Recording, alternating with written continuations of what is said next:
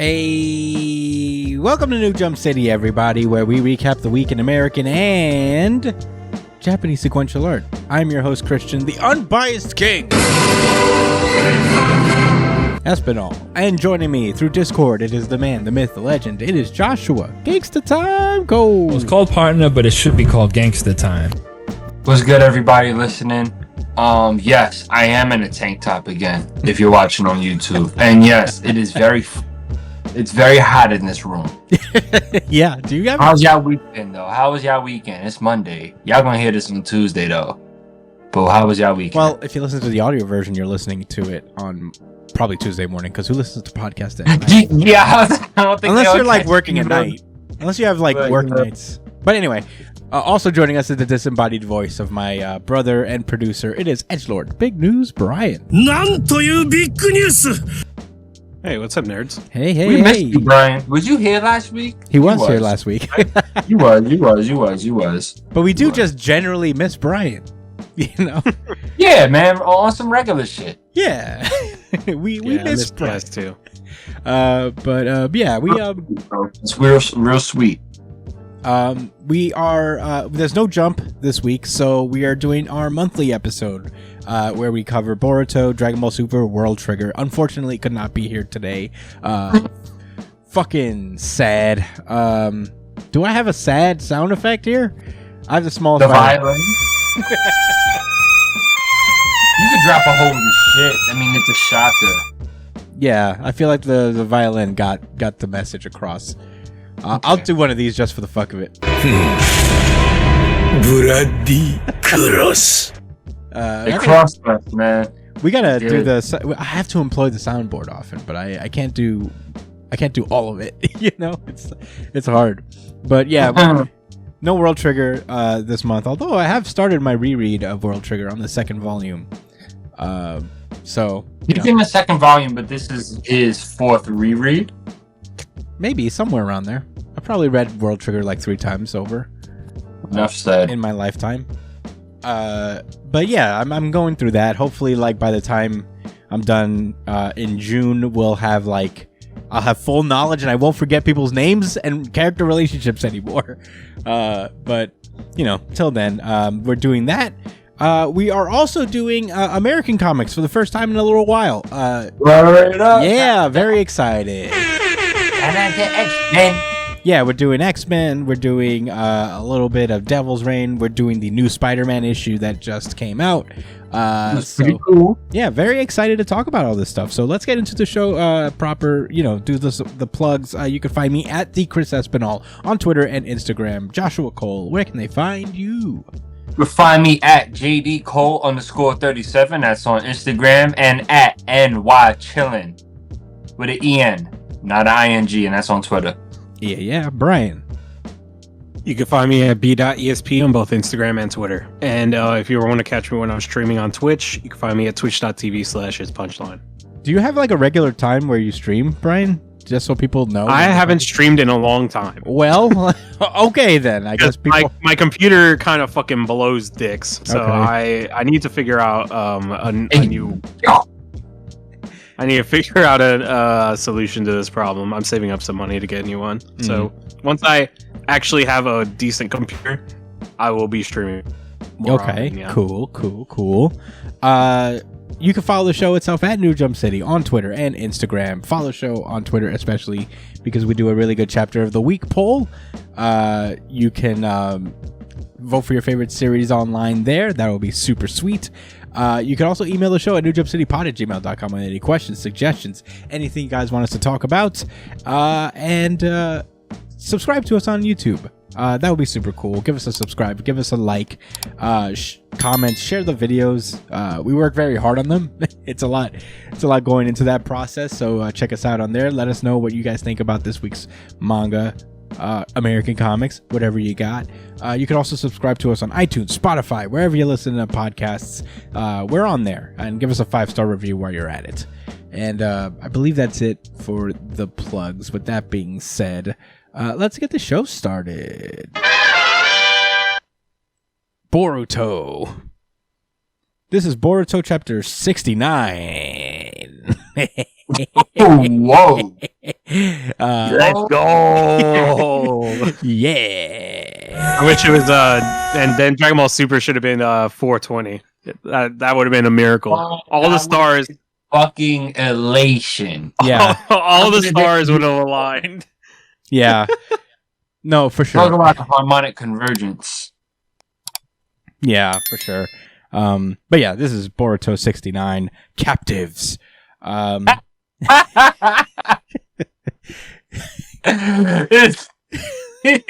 they are. Yeah, they're captives. Yeah.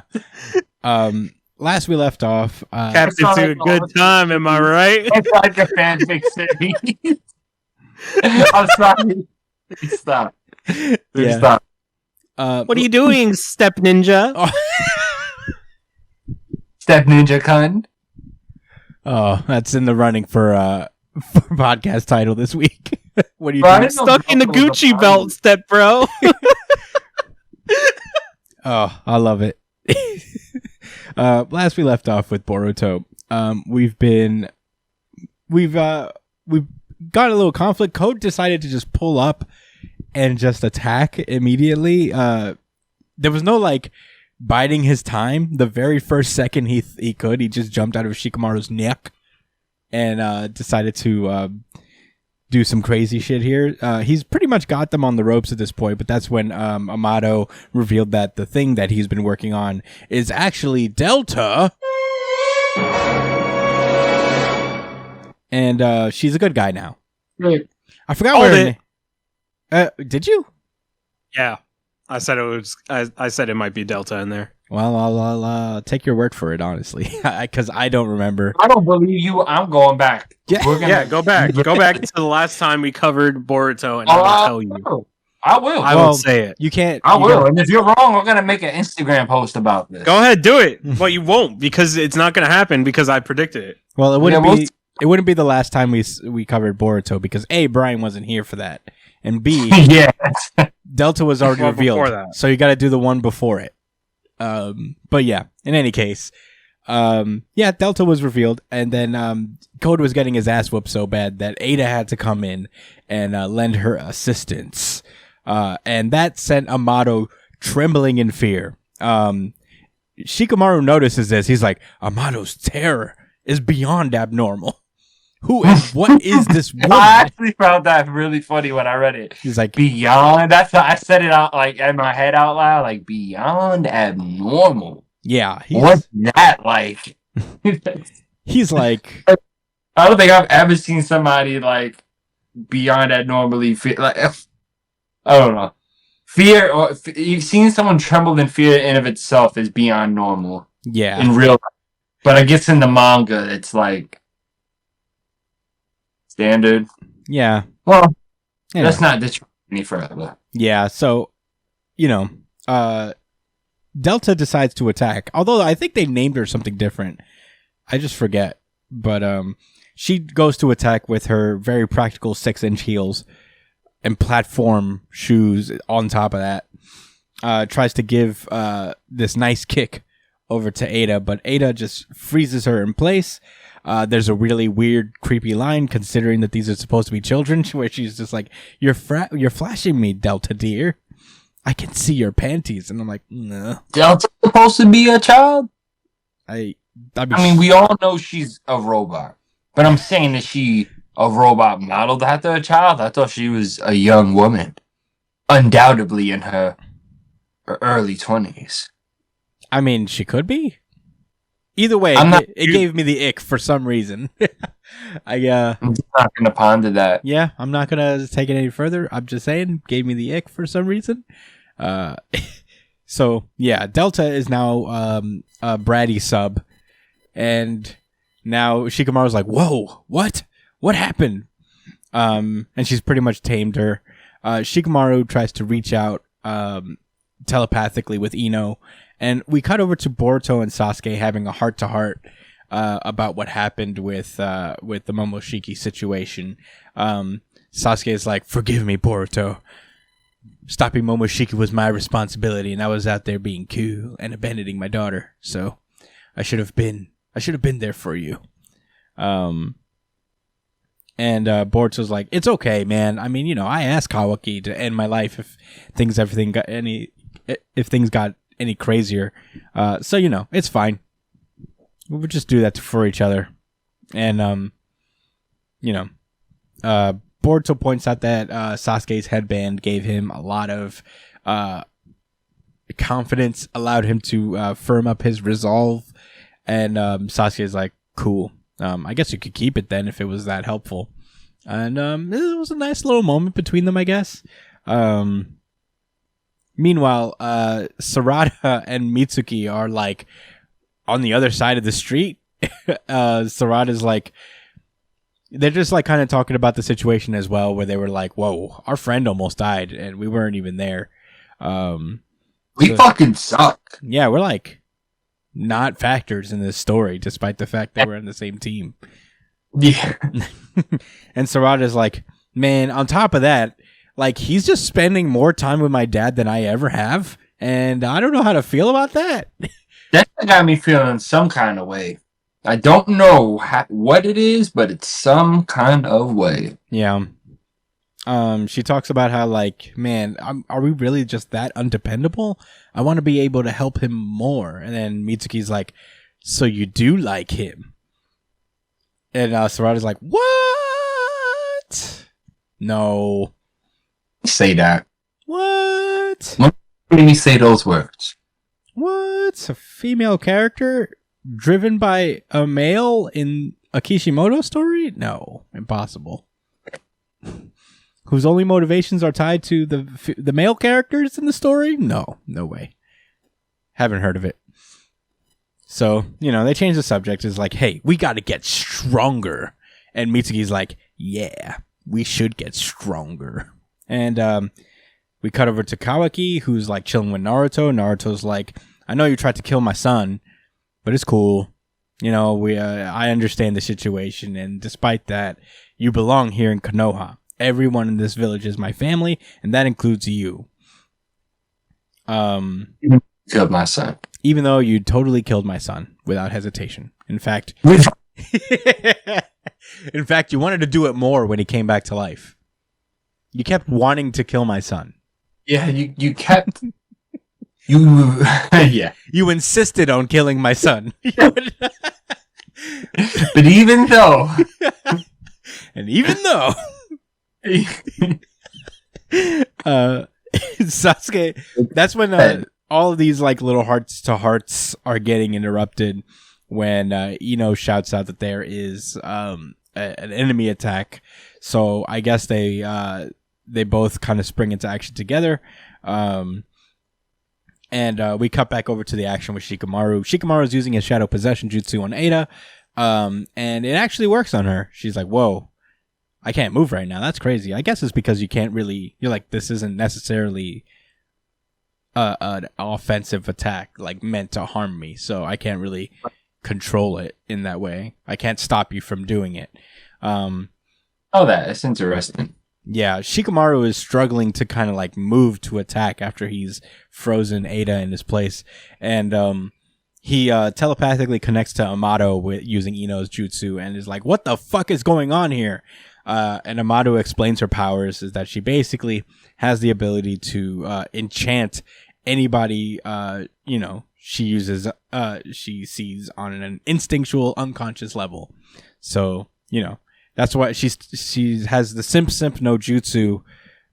She can just make us all into simps, and it totally works on Delta. Even they say all genders, and it's like, robot's a gender? I mean, if the robot's a woman, if the robot identifies as a woman, I guess. I suppose. I've learned recently that sex and gender are two completely different things. Yeah. Her sex is robot.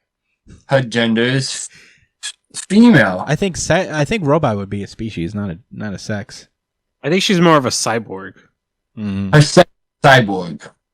Okay. I'm not gonna get into this debate. I don't really know what I'm talking about. Wouldn't that be her race? That's what I said. That's what I said, Brian. What? Wouldn't that be her race or her species? Robot? Android? Cyborg? No, whatever. gender. Wait, it might be an android. No, gender is like a bunch of different. There's a bunch of different genders. I think it's an android. The same way we were born with cock and ball equipment. So, like... Wait, would she be an android? Android. No. Yes, a cyborg is a bio... Why am I fucking up with this word? I messed it up. Robot with human appearance. No, she has to be a cyborg. Wait, is she? Yeah, no, she... No, wait. She's not. No, she's an android. Okay, she's an android. She's an android. He's modeled that. Yeah. Okay, so when you think about the androids, Android 18, Android 17, weren't they people before and then Jiro turned them into, like... Oh? They were always robots, right? Right. Yeah, they're just robots that look like humans. Okay. I mean, I'm no expert on Dragon Ball shit. I mean, I don't know. Yeah.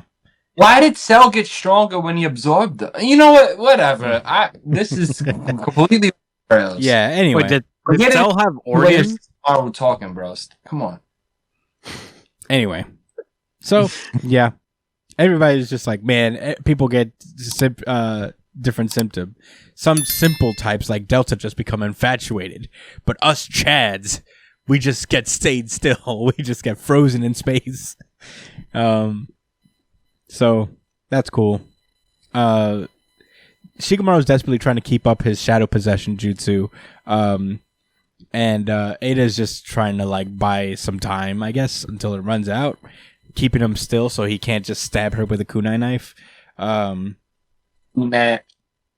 He eventually drops it, and that's when Code gets up, and he just like pins Amato to a wall and starts torturing him. And that's when Shikamaru remembers that Amato once told him, "Yo, I'm soft. I will break." So he had to think of something immediately. Yeah, you can't let them torture me for very long. I will sing. So at that point, Shikamaru turns to Ada and he's like, "Why are you helping Code? Do you have some grudge?" And Ada's like, "No, not really. Code's motive is personal to him. You know, I'm doing my own thing." And he's like, "Then why are you helping him?" "Because I like Kawaki." What is your goal? Like traditional marriage. That is the end point, yes. Yes, for most of the characters in this series, the female characters in this series, I feel. So yeah, she's like, "I like Kawaki," and Shikamaru's like, "Huh? Where? What?" So at that point, Amato's like, "Ada likes Kawaki?" And if like Amato's her dad, he's like, What? "I don't approve."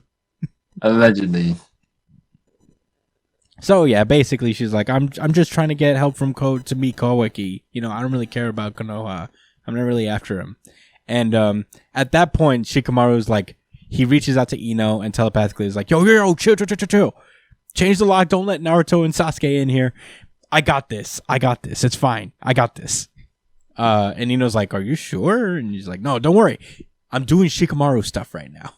I got a plan." And then he turns over to Ada again and she's like, "You probably think that it's foolish that I like Kawaki." And he's like, "No, actually, I want to help you. I'm supportive of you guys. I think you kids are really good together, you know? How about this? How about this as a proposition? Won't you come over to Konoha? Think about it. I believe we can mutually aid each other. And afterward, you could tell Kawaki how you feel." And the chapter ends with the panel of Code looking over like, "What?" And that's where the chapter ends. Yeah, that's the end of this chapter. Josh, what did you think about this chapter of Boruto? I'm really interested because that was a great idea by Shikamaru. Like he just thought, like, what are you trying to do? What are you trying to accomplish? As soon as she found out that she wasn't trying to work with Code, well, that they weren't working together per se. They just was helping each other to reach a goal.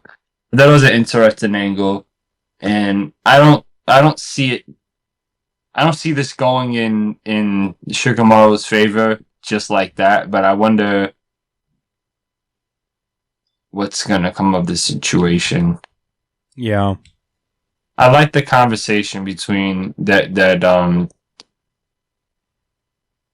liked all three of the talks. I didn't feel like, I think a lot of the time when I read Boruto, like in between action and like the real, core plot, I usually feel like a lot of it's just filler and I don't care, but I thought there was some interesting development shared. I mean, the character I'm the most interested that I had been the most interested in going into Boruto was the Snake Kid. Mitsuki. Because of that, what's his name again? Mitsuki. Yeah, Mitsuki. Yeah, he's one of my favorites, but I don't know his name. Anyway, like that's a Orochimaru's like child essentially, or his clone, something like that. Like something like that. I thought. I just imagine like that's gonna play a huge role at some point. But he's also a sage. Already, like he can access sage mode. Yeah, he's got the serious? some sage snake hybrid form. Yeah, this was established like a long ass time ago. They just haven't really done anything with it. Yeah. I mean, it's hard to remember the details of Mitsuki since he hasn't done much, but he is technically a sage, yes. I did not know that. So he's way stronger than he seems. Oh yeah. Yeah. Like out of the three, he's probably the second strongest, maybe even stronger than Boruto. And only prior to the karma, he was the strongest. Well, anyways, prior to karma, he was probably the strongest. Yeah. It was a nice chapter. Is what I'm trying to say. I don't really have too many other thoughts. Brian, anything stuck out to you? RGC. What? Certified RGC. Certified RGC. Certified RGC. Yeah, I thought this chapter was fucking dope. It's really cool to see Shikamaru doing like smart shit again. It's been too long. It's been too long since we've seen Shikamaru just big braining the opponent and shit. Mm-hmm. Fucking love that guy. Anything that involves Shikamaru playing a big role is enough for me to like really enjoy a chapter. Give me more Shikamaru, please. I hope it works out for him. I really do, because if it doesn't, then I'm gonna be very sad for Shikamaru. Yeah. Were those all your thoughts? Yeah. I guess this is also my RGC, but only because like of the two, this was like I guess the better of them. So this is my really good chapter of the week. Certified RGC. Certified RGC. Certified RGC. Yeah, it's always weird picking between just two, but Yeah, I didn't even think about it, but I guess if I had to, I'd give it to Boruto as well. Well, Unified RGC. Unified RGC. Unified RGC.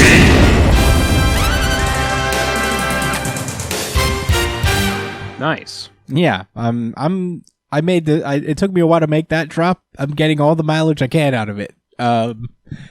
But that being said, I also I like this chapter quite a bit. The motivations of Ada, it is what it is. Like all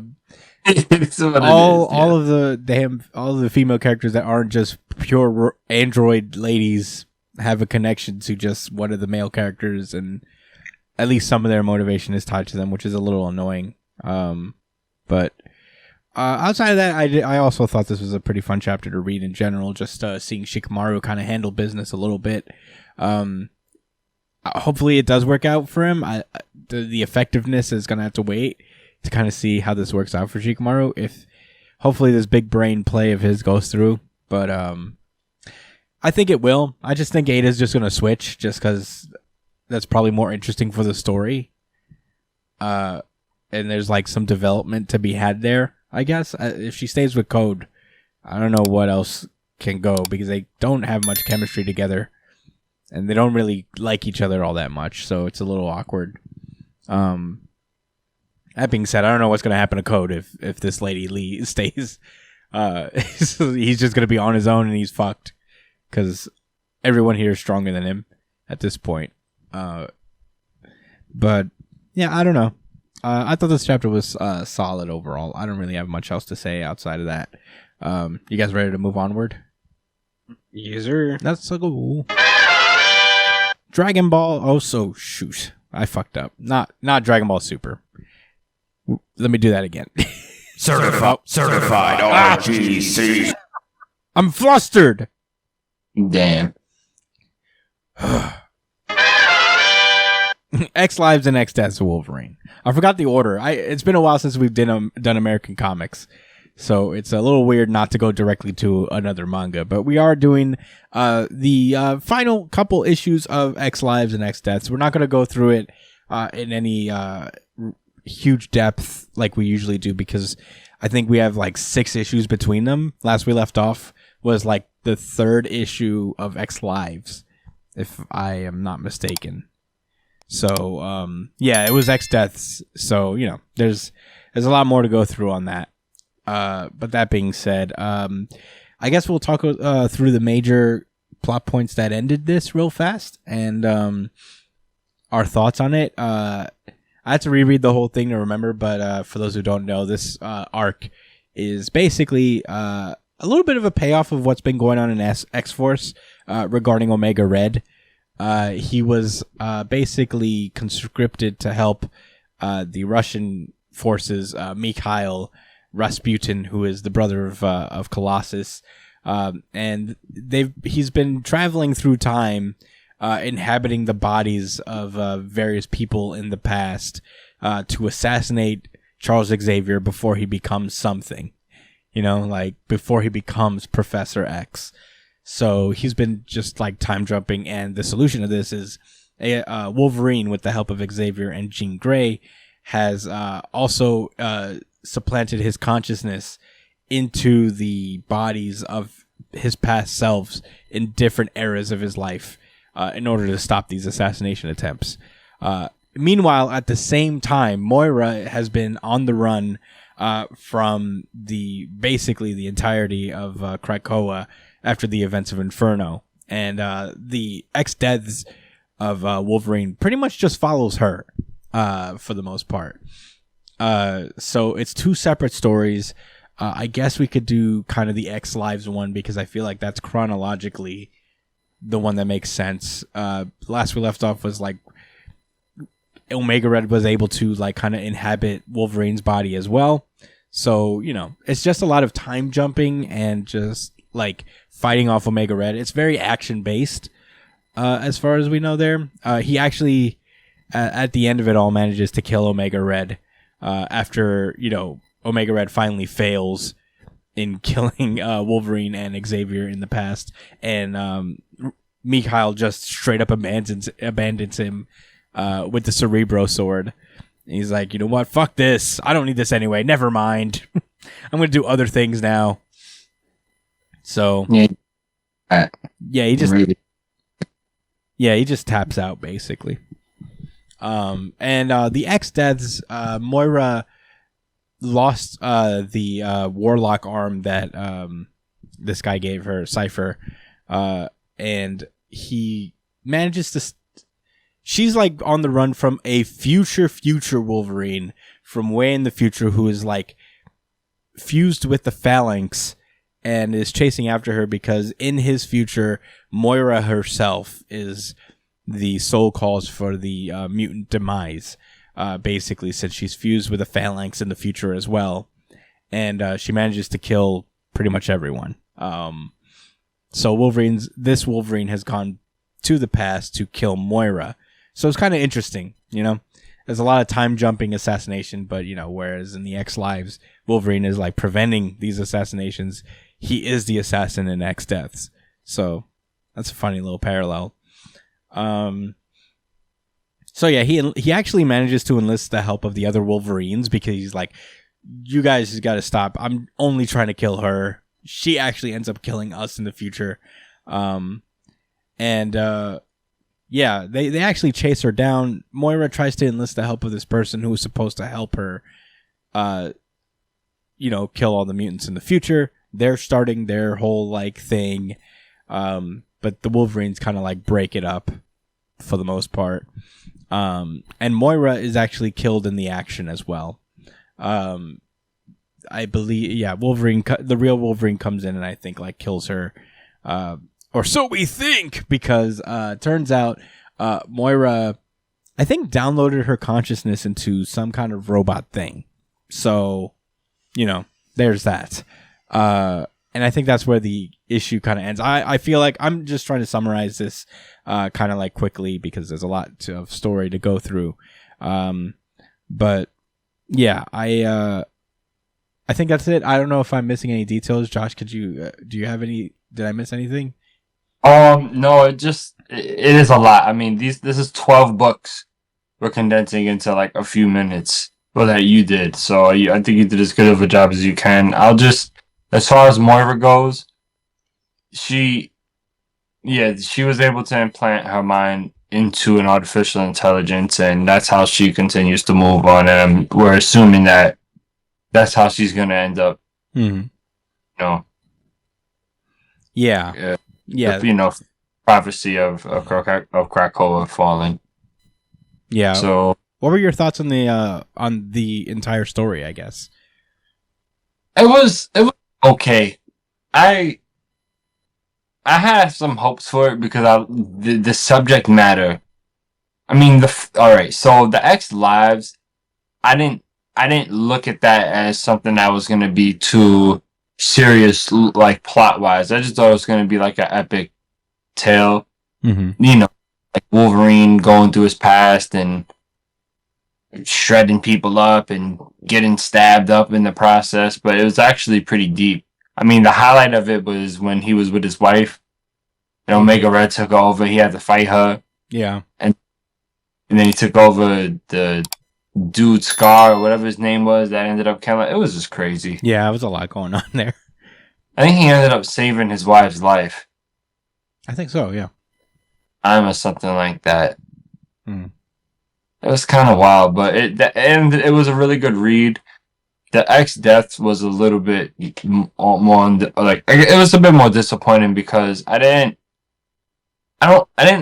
just don't like the Moira. I didn't like this development and who she was. I just felt like for all of this they could have kept a secret still, and just let things rock. But I didn't foresee her being an enemy of Krakoa. I thought she was with the cause, like she was down to let the evil stop. All right, I'll be frank. I never thought Krakoa was wrong for anything they were doing. And I think that issue of X-Men #4, when they went to the world meeting and they were talking to the leaders and telling them exactly what they were going to do, but do it better, that shit was inspiring, man. I thought they were really like a force for good, and it was dope, and it just ended up all being like a farce. It really was. There's no other way to put it. Like, it's not like their own mechanisms led to their downfall. It was literally, oh shit, Moira was actually plotting against us.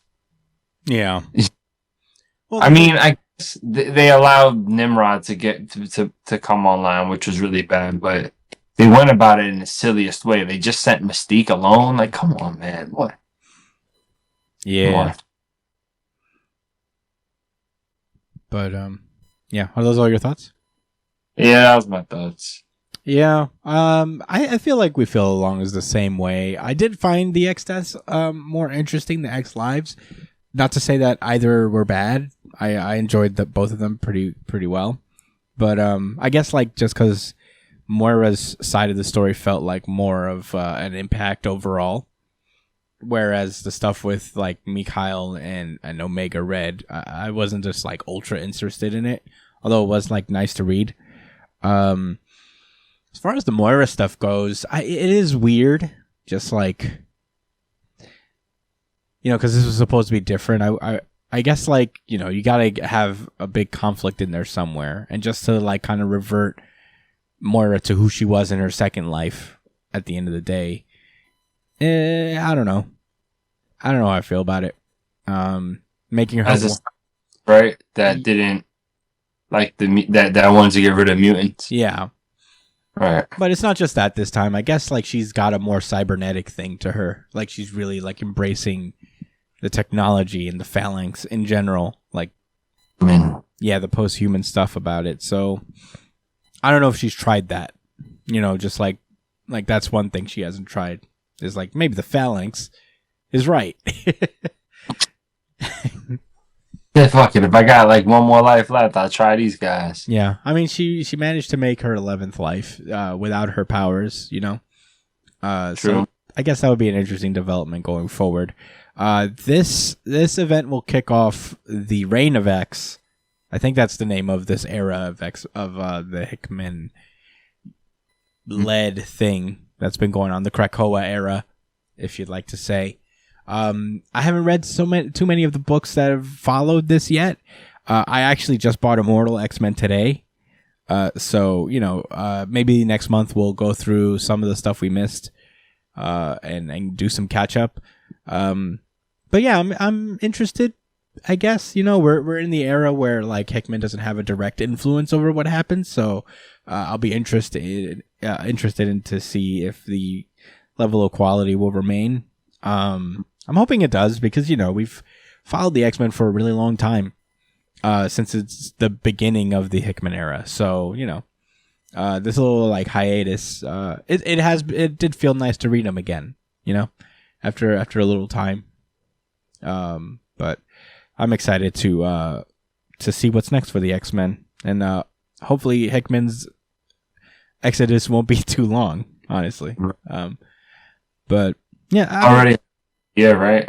You what? It's almost been a year, right? Since he left? Yeah, didn't he leave back in the summer?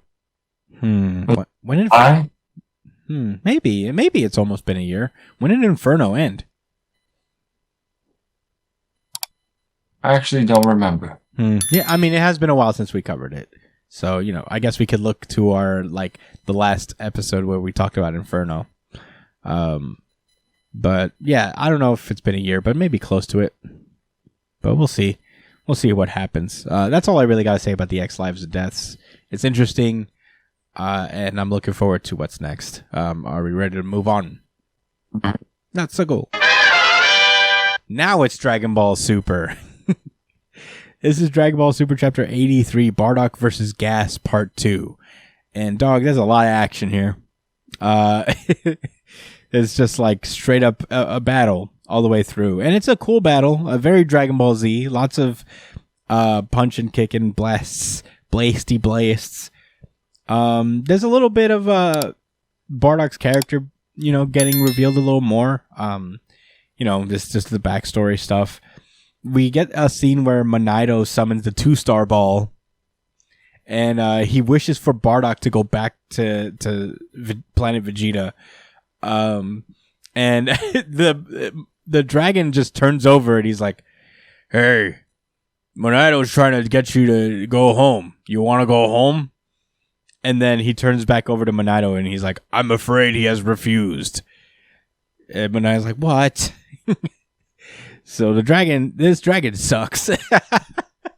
Right, he's not omnipotent in the slightest. Yeah, he's like, he doesn't want it. Yeah. But although how he says, hold on, what was the words he chooses? I'm afraid he has refused. No. Prior to that, I will grant you a wish if it is within my power. I was like, what? What do you mean if? If I could do it. That doesn't make me very confident.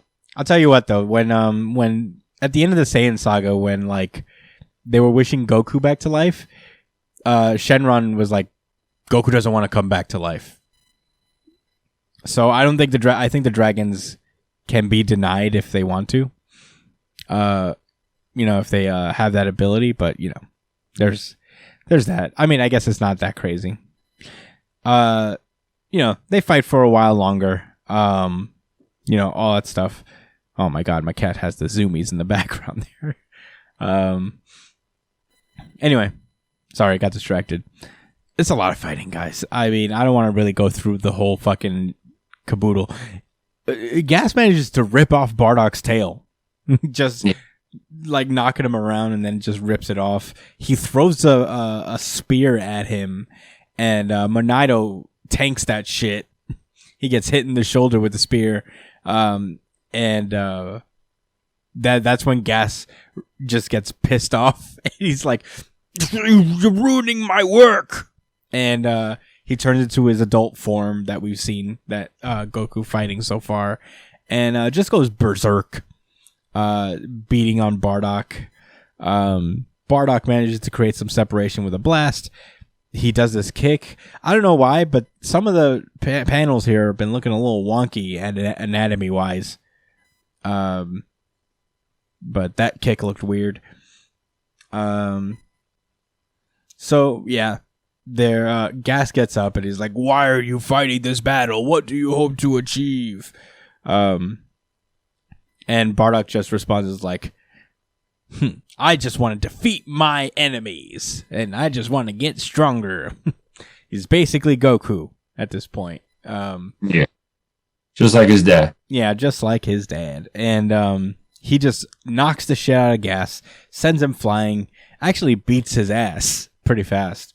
That's when Elec is like, "Wow, you really beat his ass." Did he go Super Saiyan? He did not. He just got, like, I guess, closer to Super Saiyan, probably. But he didn't. I guess Super Saiyans could, like, do that. Yeah. So, yeah, he's like, I thought... He goes down and he looks over to Elec and he's like, "I thought you were loyal to Frieza." And he's like, "Man, this is business. I'm not loyal to nobody but the other heaters." And they just straight up shoots Bardock with a gun.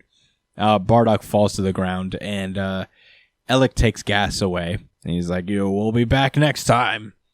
And basically, Bardock wins.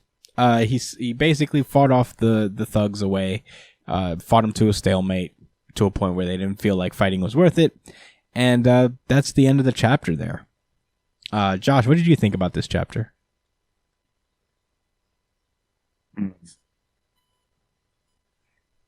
I thought he went Super Saiyan. I was about to say, yo, he was the first. Nope. That from the other guy, the angry man. Broly? Broly, yeah. He was the very first, right? I don't know if he was the first, but he's the legendary. He's the guy who went like legendary, which is like the stage right above Super Saiyan. I don't know. It's unclear where it lands.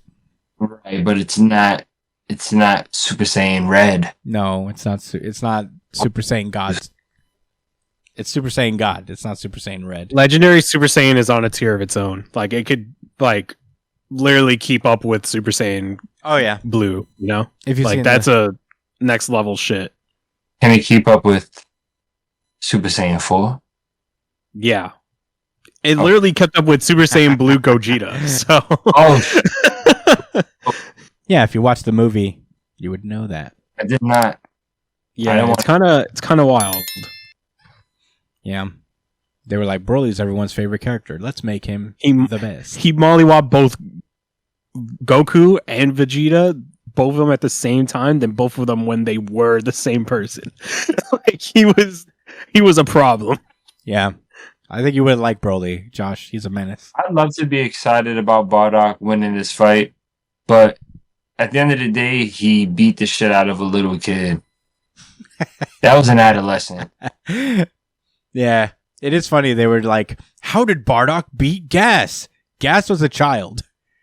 Yo, there was this moment where he asked, like, what do you want? Like, for a wish or something like that from Shenron? Oh, not Shenron, his discount cousin. He's like, "I wish for my kids to strive." Oh yeah, I forgot about that. I was like, "Ooh, well, one of them's cool." Yeah, one of them has a pretty good life. The other one gets killed by Goku. Sorry, dude. Your sons kill each other, so you should have made that witch. Actually, you know, there was a Namekian, actually, the same species of guy you defended. Yeah. Hey, Bardock. one of your sons is burning in hell right now. So, you're 1 for 2, in terms of sons thriving. Not bad. What are those are your thoughts, Josh? Yeah. Brian, what did you think? I'm interested to see what Bardock's wish actually implies. Because they're like, are they saying that Goku is who he is today because of Bardock's wish? Like, what are they trying to say here? He didn't make a wish, though. He did.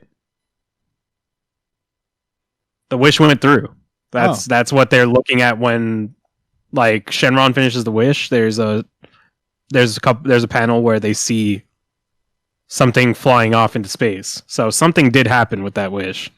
I mean, I guess that's why he got the 2-star ball, because only one of them is thriving right now. The other one is barely an afterthought. But yeah, I didn't know that that's what happened. I guess that's cool. Yeah, so I don't know what they're trying to imply here. Maybe Goku has some more that we don't know about. But I don't know. I'm really interested to see what's going to happen next chapter, if they reveal it next chapter, which I hope they do. This was the end of the flashback, right? I guess so, yeah. Yeah, so maybe we'll get it next chapter. Dragon Ball Super isn't really known for like letting us sit in suspense. They'll be like, all your questions will be answered basically in the next chapter. So I'm excited to see what's going to happen next. I really like that we got to see more from Bardock, like officially. Yeah, His fighting style is kind of cool. Yeah, he's a classic Saiyan, dude. He bangs. He smashes and bangs. Yeesh. Yeah, I don't know. I did like this chapter. I'm not really sure how I feel about like good guyifying Bardock too much. You know what I mean? Because wasn't he? Yeah, he was. It's funny. The redeeming thing about Bardock is that like the last good thing he did was at the end of his life. You know what I mean? Like there was a little bit of a character progression there. Where I mean, he is a conqueror. You know, he's like Bardock's a colonizer for sure. It's a little awkward to like kind of paint him in this light. Yeah, I mean, I don't know how I feel about it necessarily. I'm not like railing against it. It just feels awkward to me. But I'm not mad at it really. I thought this was interesting, and it's always cool to see Dragon Ball Super at least attempt to expand the lore of Dragon Ball. Yeah. So, you know, I appreciate that. I respect that. I don't have much else to say about Dragon Ball Super. So, are we ready to move onward? Yes, sir. Then let's go. In the wise words of Prince Royce, yes, sir. Devil's Reign. This is the final issue of Devil's Reign. Last we left off, lots of shit was going down. Daredevil is caught in a war between the Thunderbolts and himself and the Avengers, and also alternate universe versions of Otto Octavius that are just superheroes but with multiple arms.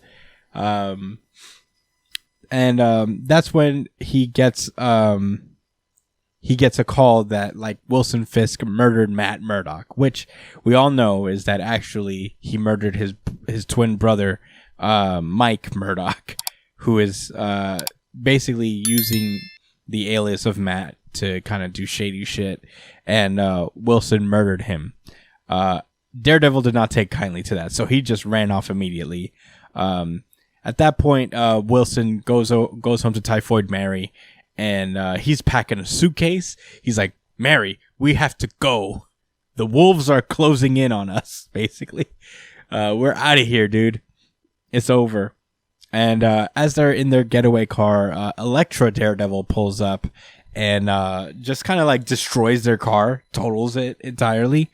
It throws her body at it, and I was like, did she just get hit by a car? Like, did she just punch through?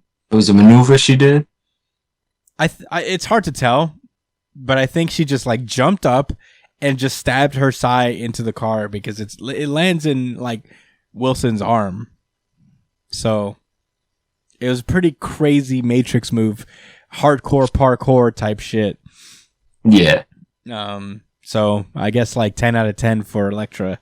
The whole lot, Matt. Yeah. Wilson, actually. Replicate that one.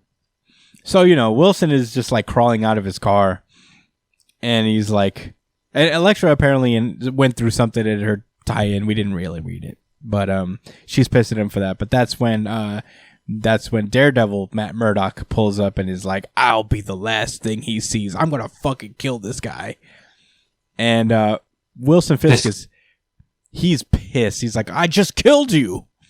Why won't you die? And, they clash at each other.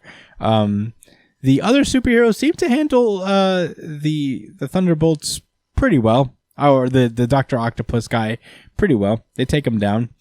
All the Thunderbolts are like, trying to intercept the purple children. U.S. Agent and Whiplash are there. And they're just like, you gotta come with me. Come with me, child. And purple kid just is like, no way. And he basically controls them to get out of his way. We cut through a lot of things. Purple Man also shows up and tries to like take over a bunch of people's minds. He actually like clashes with his little boy, and that's what's happening. With that, Elektra's fighting Typhoid Mary. Daredevil gets a hold of the staff, the Purple Man staff thing, and controls Wilson, but his hockey of the Supreme King is too strong, so it's not so easy to control Wilson with this. So he just like bats Wilson over the head with this thing, and they just continue their fucking street fight. Luke Cage basically convinces this kid to kind of like, fight back against the Purple Man, gives him like confidence. Huh? Against his dad. Yeah, against his father. Is that his biological dad? I guess so, yeah. And he stops his dad. The Purple Man is defeated. The Thunderbolts are defeated. And Wilson Fisk is in prison. Is on his way to prison. And inside the prison van is Butch, his son, and he's like, "Haha, I'm here, Dad." And it turns out that he's not going to prison. He's actually doubled back to meet the fucking Stromwinds. And when he gets there, they propose the plan of, he's like, "Hey, we're going to put you back in the mayor's seat, and you could keep playing mayor until we need you for a presidential run." And it's at that point Wilson says, "No, thank you." Basically, they go in for a handshake. He crushes this man's hand, and this guy put on a glove. He's just like, "I don't really like touching people, so let me put on my glove to shake your hand." Did you mention that he was there with Butch, his son? Yeah, Butch was there. Yeah, I did mention that. So yeah, basically he kills the Stromwinds, I think, or at least it's definitive, but it looks like they did. Yeah, and it's crazy. Like Wilson was like, "Man, like I got to show you like what it means to be a Fisk." Mm-hmm. Like we don't take, you know what I'm saying? We don't fucking take this from nobody. No, we don't take no scraps. We take what's ours, and everything is ours. Mm-hmm. Capiche? Yep. And it's something like, "Whoa, I love you now, Dad. I respect you now, Dad. I respect and love you, Father." All that other shit don't matter no more. I don't think that's what happens, though. He's not like... Wilson's like, "BT Dubs, your friend is dead." Double DT Dubs. I'm leaving. I'm retiring. You could be the Kingpin now. And it's like, well, what? Yeah, you could say you killed me or something, and then you could take the Kingpin title. It's all yours. Congratulations. Get your rep up, and hopefully that'll make you feel better over me killing your friend. Yeah. So there you go. Butch is the new Kingpin. And then 1 week later, we cut over to Daredevil during the day. He's talking over with Elektra about his future plans. Basically, Matt Murdock is dead. So there's no real reason for him to really kind of stick around the city, seeing as how there are 25 other superheroes that live here. He's like, yeah, I think this is fine. I don't need to be here. I could go and help you become, like, build the fist to fight the hand. Pretty cool. Yes, they need scissors. The rock, paper, scissors. Well, listen to my new ninja organization known as Paper. And also Wilson Fisk sails away into the sunset with Typhoid Mary. And that is the end of Devil's Reign. The boat did not explode. It did not explode. I thought the boat was going to explode. Nope. Fisk is allowed to be happy. Whoop-de-doo. Josh, what did you think about Devil's Reign? Thought it was average. Average. And I think it was average because I thought the writing was I think the writing didn't deliver. I think it touched on some interesting themes, but didn't really like commit to anything. Like, for instance, the whole surveillance city aspect of it. Because it was only 6 issues and they introduced that in the 3rd issue, I think it was. Or the 4th, maybe? A little bit, yeah. Like halfway through the series, we didn't really get to see the effects. I don't know. I would have liked to see the effects of that drawn out a little bit more. Otherwise it just seems like they're just pointing out, like, oh, look, everyone, it's a police state. You know what I'm saying? Like, everyone's getting surveilled. I would have liked, like I said, see more of that. What else? I want to say a couple more issues before I get into what I really like. I feel like Daredevil himself wasn't. This didn't feel like the Daredevil I was reading prior to the event.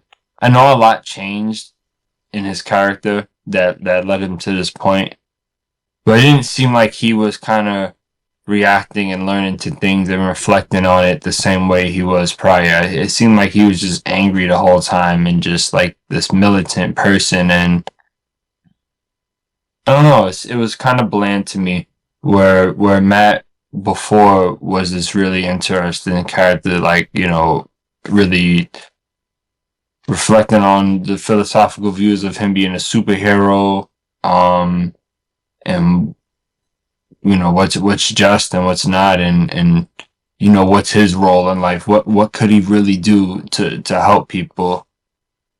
But I will say this, taking down a corrupt politician, a corrupt, like a super duper corrupt gangster mayor that is also actively trying to ruin your life personally, that's not a bad move. I'm not gonna criticize Matt for that. Yeah. Take the king. That's what's up. Yeah. I like the stuff they touched on. And I like what the implications of this of Kingpin not being the mayor no more, and Luke Cage possibly being the mayor. I wonder what they're gonna do with that. If he's gonna have a spin-off series based on this. Yeah. It end with him saying that he's gonna get the mayor seat unopposed. So it was cool. It could have been bad. It could have been bad. The art was really good. The action was cool. It's pretty average. Yeah. I would give it slightly above average. I think I enjoyed this a little more than you, but it's not crazy. In Devil's Reign's defense, there are a bunch of tie-ins that we didn't really read. that probably could have depicted everything a little more. But yeah, I agree with you in a lot of ways in that this wasn't the more it didn't feel like a proper bookend to all of the themes that were being built over the course of the Daredevil run. Although technically the Daredevil run is not over because we're gonna get a new Daredevil #1 with Zdarsky? Yeah, with Zdarsky still writing it. So there is a continuing story. This was just kind of like I guess you could call Devil's Reign a midpoint of what Zdarsky wanted to do with Daredevil. So yeah, I and we'll obviously be keeping up with that one as well. As best we can. I believe they'll still be monthly, so it'll coincide with our monthly coverage, I imagine. But yeah, there was some cool stuff here. I really liked the final conflict. I do like Wilson's arc in this. It's kind of weird. I feel like this was a good bookend for Wilson's arc for Fisk. I didn't care for it. I'm happy for him as a character that he could be happy or whatever, but I thought, did he grow? Did he grow because he chose peace and not to keep pressing? And I mean, he got away scot-free for doing a lot. He really fucked the city up. Yeah, no, I wouldn't say that he grew. That's not necessarily, like, you don't have to grow in order to complete an arc necessarily. I guess what they were aiming for with Wilson is just he's just a man obsessed the whole time. You know what I mean? Like, not necessarily that he grew or he changed or he's a better person now, but he's not. He's learning to kind of like let go of that, and maybe now he could be on the path to being a good person. And this whole thing has, like, with Wilson is just like on themes of like happiness. You know, like, he's just been a miserable character his entire life. You know, he's been through a lot, and he's just been, like, taking out his aggression on superheroes, on normal people, on, you know, just trying, on, like, the gangster community. You know, just being an angry asshole, ruining shit. So, you know, now that he kind of has everything he wants, I guess it was wrong to call this a bookend because we can actually kind of see Wilson coming back. He could just return in the Daredevil run coming forward, but as it's a good midpoint for him, I guess it's an interesting way to go for it. Whether this stays, who knows?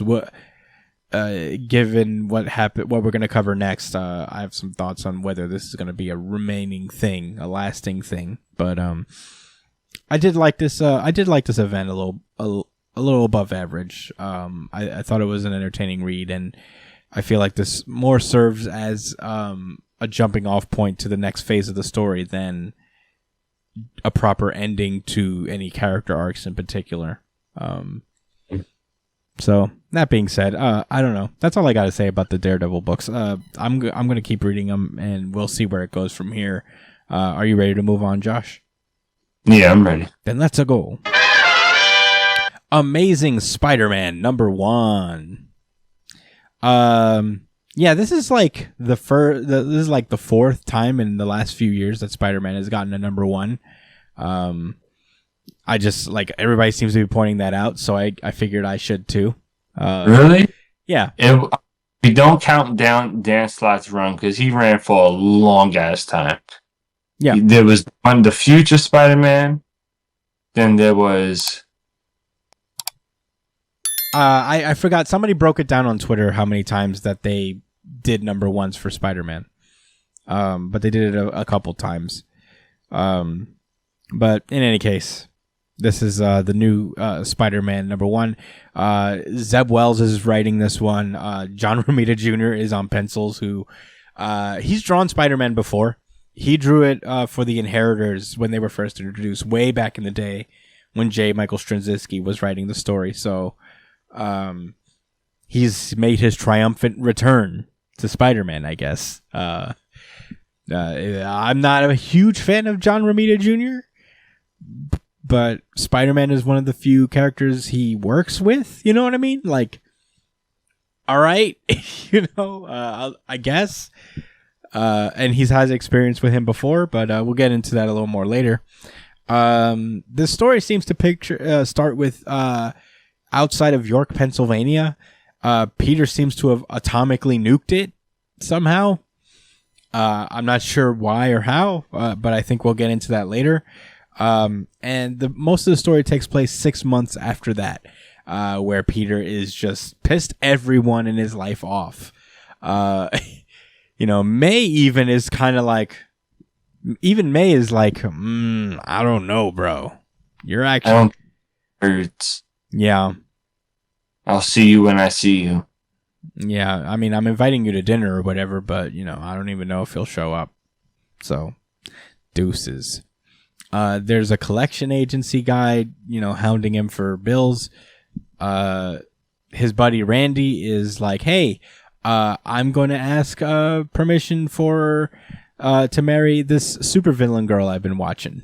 I've been seeing, so, it'll be cool, right? I know her dad's a criminal. So, would you mind being in the general vicinity so I won't die? And he's like, yeah, I could do that. Sure. Yeah, Tombstone is making moves. I guess they're dealing with the Kingpin's kid, actually. Is the Rose Butch? I don't know. I guess so.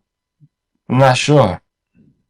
It's kind of hard to tell because he's wearing a mask and he has a rose on him, but they call him the Rose, and they call him Kingpin's kid. So, I guess, but yeah, like one of them literally said that, so I'm gonna go ahead with that's Butch for some reason. There's this monster guy, he's like, there's this green door. Was he in the Immortal Hulk? I don't remember.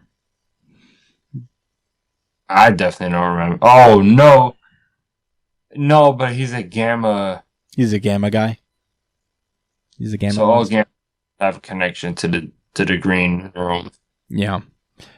The green door. The green door. Yeah, they make plans to, I guess, kind of like cut Butch in on the whole like gangster community shit that they're doing. You want to be one with the gangster community, son? So, yeah, that's cool. Yeah, we popping bottles. Where's the champagne for my step? Yeah. Call me Dad. Yeah, so they make a deal with him. They're like, meet us at this place and we'll give you the stuff. Peter meets up with the Human Torch, who cannot turn off his flame on form for some reason. And they're pissed at him because apparently Peter stole from them. And Peter's like, I needed your help. And he's like, you stole from us. Why would what?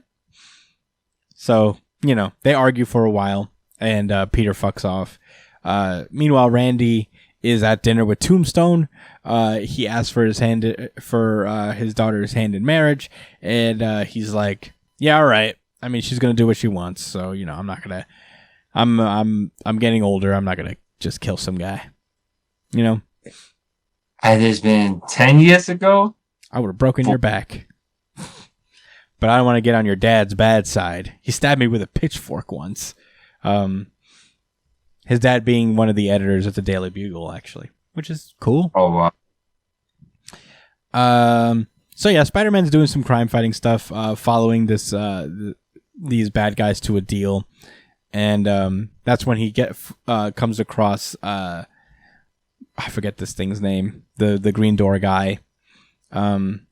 They fight for a while until the digger. Yeah, the digger, and they fight for a while until a truck explodes and distracts Peter from them getting away. He manages to apprehend Lucky Rabbit. I think that's her name is White Rabbit, yeah. Not Lucky Rabbit, White Rabbit.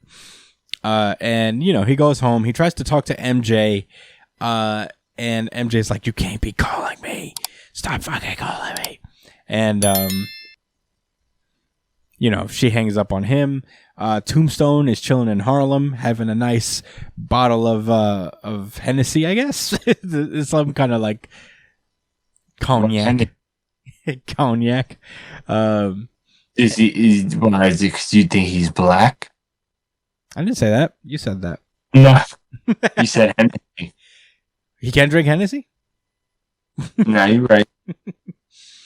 So cognac. So cognac.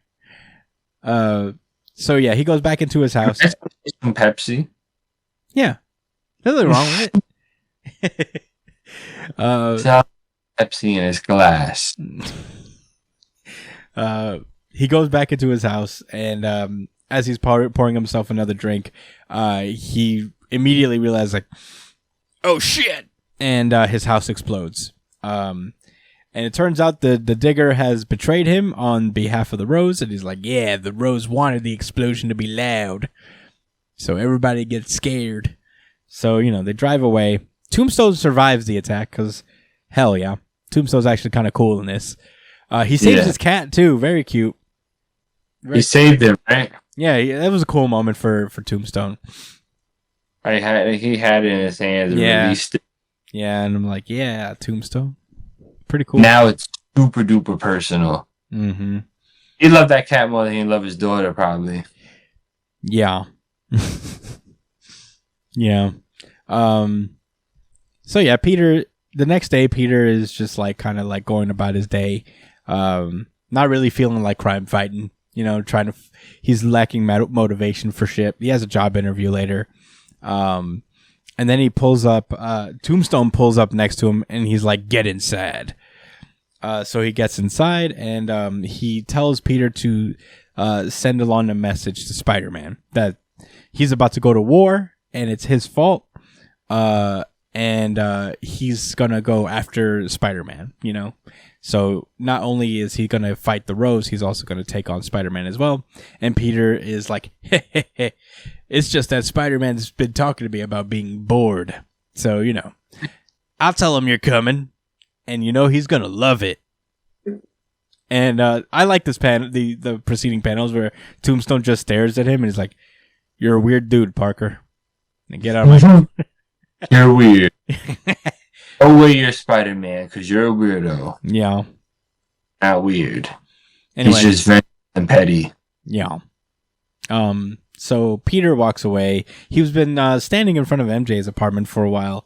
He walks away, and then MJ watches him go. And then... Huh? Creep alert. Oh, yeah. And that's when a man named Paul walks in. And that's when, I guess, MJ's kids also run in. And, it's implied that MJ has managed to make herself a family in the time allotted. And that's where this issue ends. We get a little post-credit scene, so to speak, where Dr. Otto Octavius is, like, hanging upside down.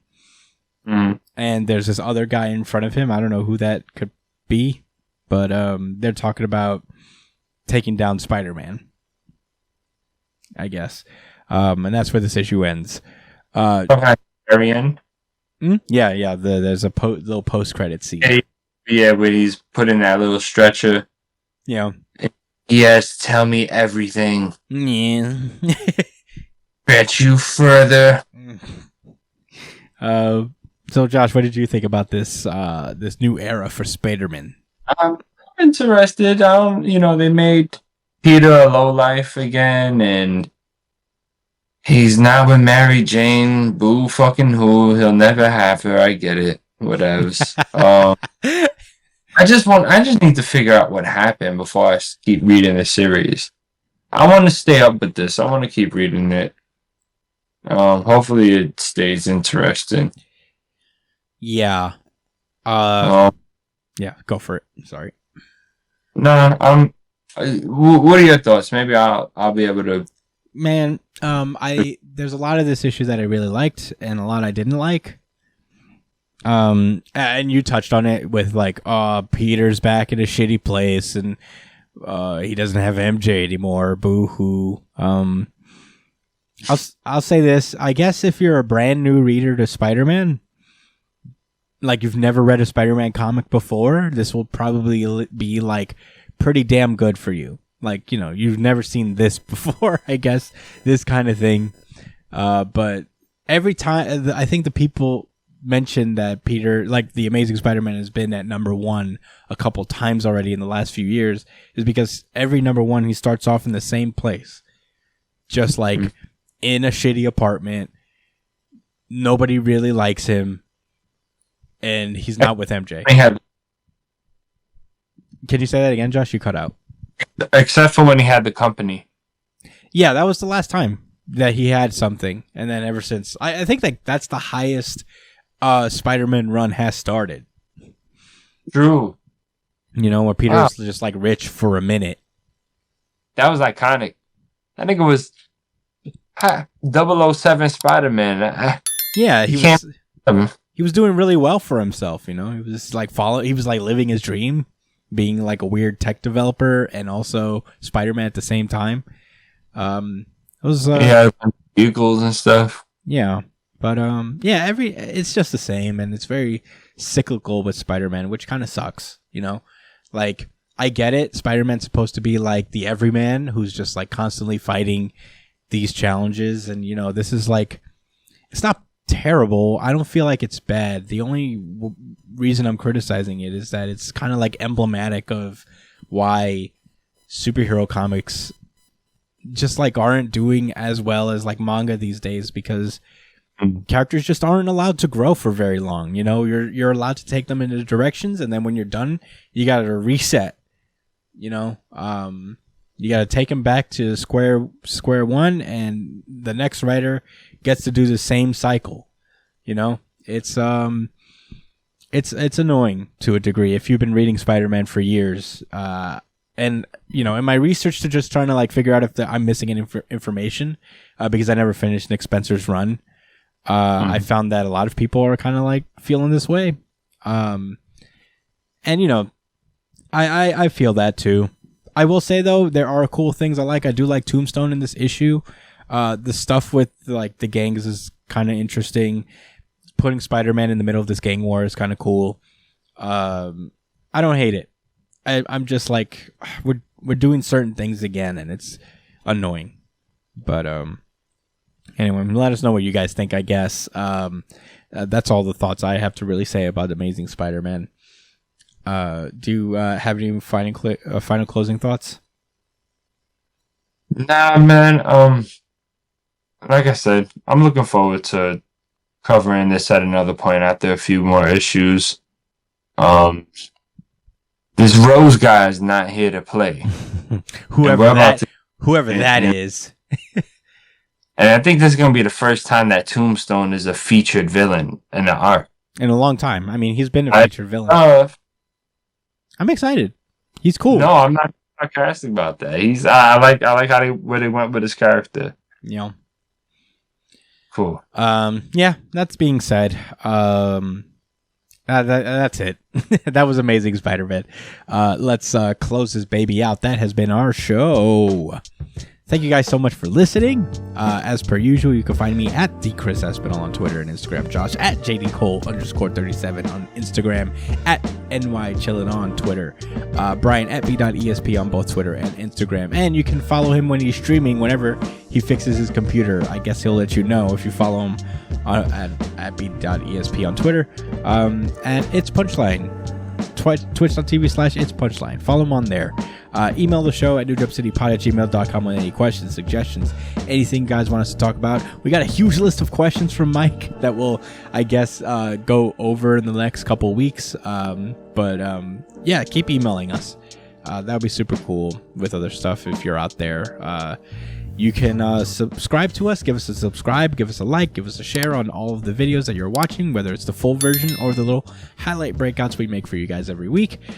You can comment underneath as well. Subscribe to us on iTunes, Spotify, wherever you listen to podcasts, and give us a 5-star review while you're on it. The audio version of the podcast usually goes on first, so if you want that priority access, I guess subscribe to us there.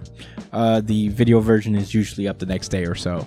So, yeah, that's all I got to say about that. Thank you guys so much for listening, as per usual. We'll see you guys next week with hopefully the full lineup of Jump series. So, take care. Stay safe, New Jump citizens. Peace out, guys. Thanks for listening.